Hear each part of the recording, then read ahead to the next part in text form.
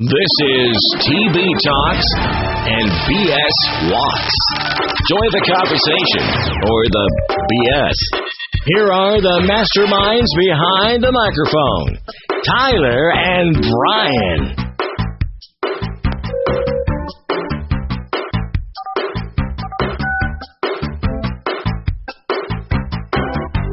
Oh man.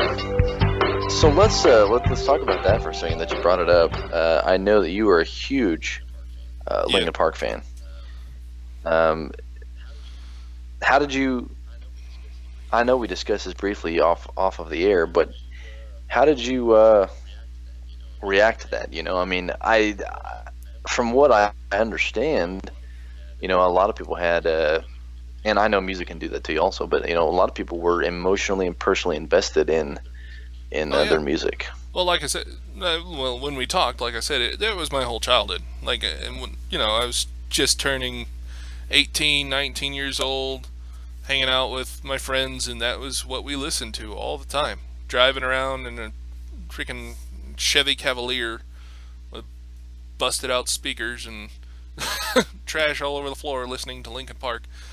It was just kind of how we, you know, hung out, escaped things, did what we wanted to do.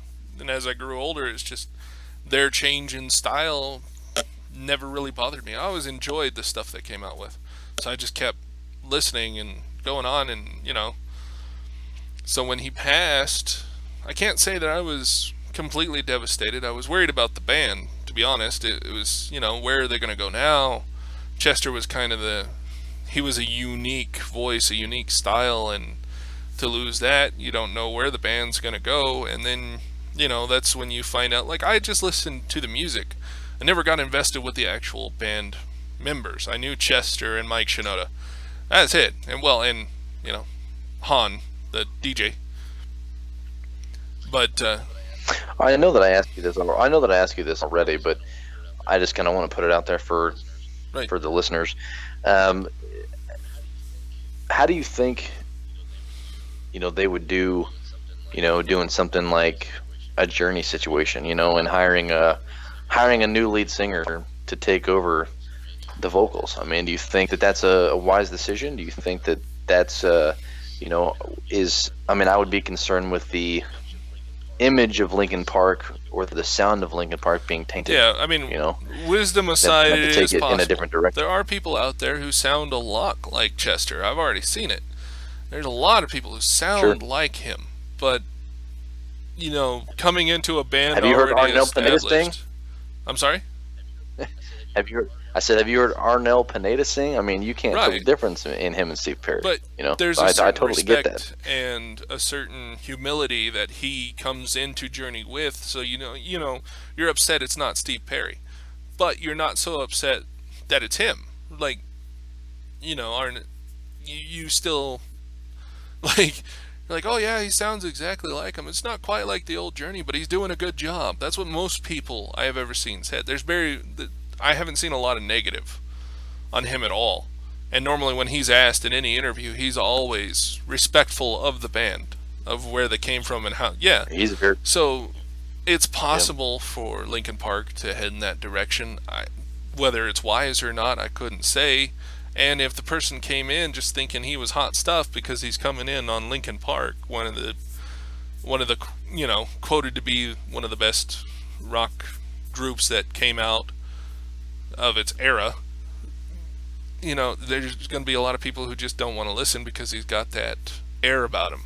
If he comes in respectful and he comes in, you know, knowing where the band came from, and you know, that he's basically doing the same thing of just carrying it on. He's not taking it over. He's not necessarily making it better.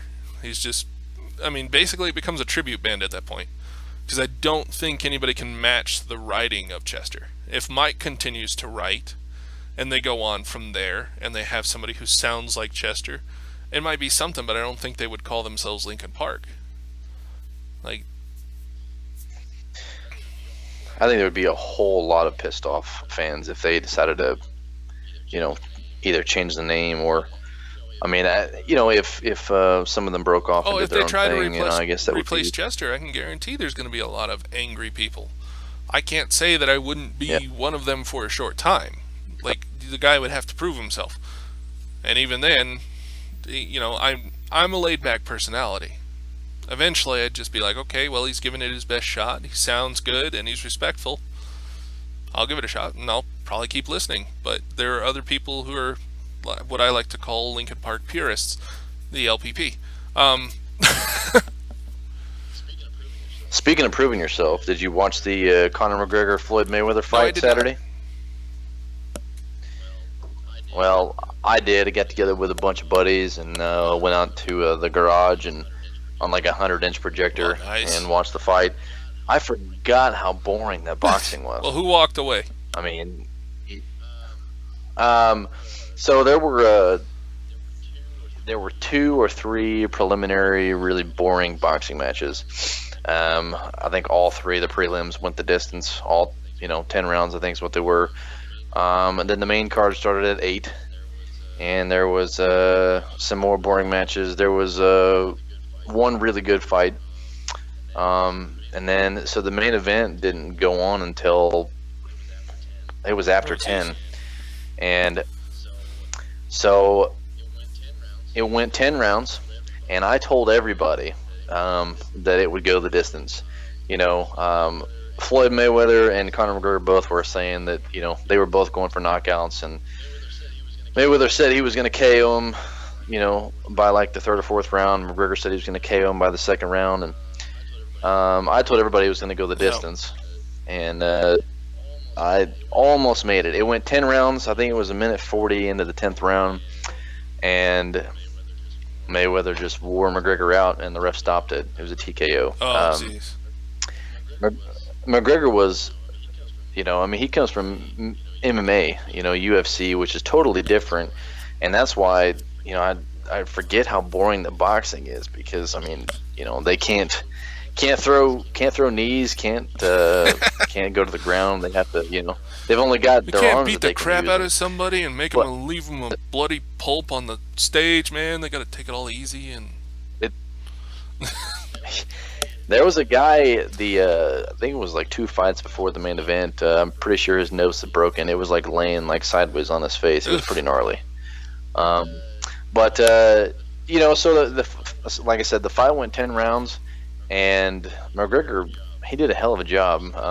For somebody that is not a boxer, and I watched their press conferences, and they were just talking trash. And then at the end of the fight, they were both very respectful. And even in their post-fight interview, they both just said how tough that the other one was and how much fun they had doing it. And McGregor was, signing welfare checks when he got his start, and then he signed, the biggest check of his life, and I think he cleared $100 million for, 35 minutes of fighting. But it was the ref, I think, probably warned him at least 9 or 10 times. Every time Mayweather would put his head down, McGregor would start trying to hammer fist the back of his head, and you can't do that in boxing. And I know that was pure instinct from MMA. You've already taken majority of his skill set out of the equation. He can't use his feet, he can't go to the ground. So it's out of habit. You see the back of somebody's head, he's going to start throwing hammer fists, and he did that probably 9 or 10 times, and the crowd was booing because the ref kept stopping it. But well, it still had to be a all fair in game. all in all, it was a good fight. I'm not sure it was worth the $100 that it cost to buy the pay-per-view, but luckily, there was several of us watching, so we each pitched in about $10. So not one person had to foot the entire bill. But I'll probably never watch boxing anymore. It was so boring. Well, we all know that whole, getting in each other's faces and talking trash is all supposed to be just a mind game to try and make them uneasy about the fight itself. So I expected at the end that they would be amicable, like everything would be fine. But And that's exactly what Mayweather said in his post-fight interview. You know, people were asking him questions, and he said, all the trash talking that we did, leading up to the fight, I mean, that's what the fans wanted to see, and that's all publicity and building up the hype of the fight. And I mean, it was the biggest combat sports event in history, and he cleared, Mayweather cleared over $300 million. But I did hear that he donated a large lump sum of money to the Hurricane Harvey relief efforts, which I thought was really cool. I've seen a lot of that on Twitter. A lot of big name. Man, have you seen pictures of that? I just watched a video from ABC last night. Man, it's terrible, dude. They're getting devastated. I heard it's rolling back too, like it left and it's coming back in for another hit. So. Well, what time we got? How long have you been going? 14 minutes. Yeah. Man, we're about out of time already. It'll be cut down considerably, through the week. As we mentioned, we're not recording this live. Probably going to have 30 to 45 minute episodes. It's going to take some time to edit all those things. All those things take time. I do want to give a couple of shout-outs real quick before we wrap it up. I do want to give a shout-out to my good buddy Rod Kittleman with KADI 99 Hit FM for our awesome opener. Our awesome opener that you heard at the beginning of the show. So thanks, Rod, for hooking us up with that. And I want to thank our good buddy Matt Yaki. He is actually running our Twitter right now.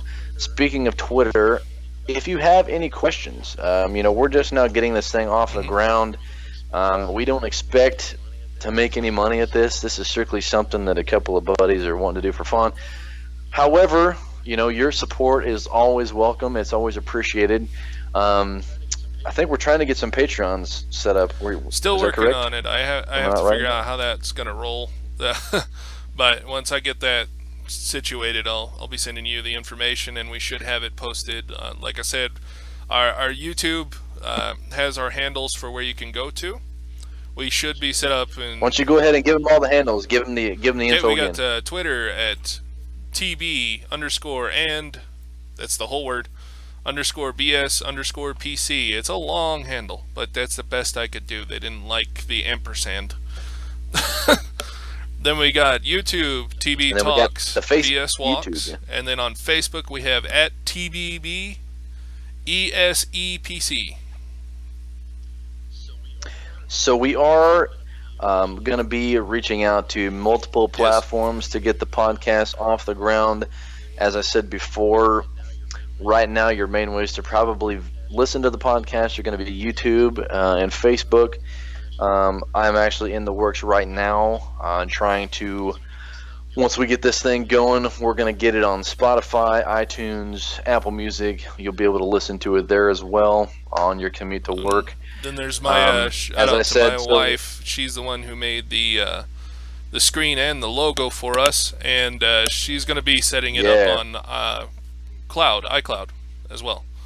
So we will have a lot of outlets that you can find us on. There'll be plenty of opportunity to listen to the podcast.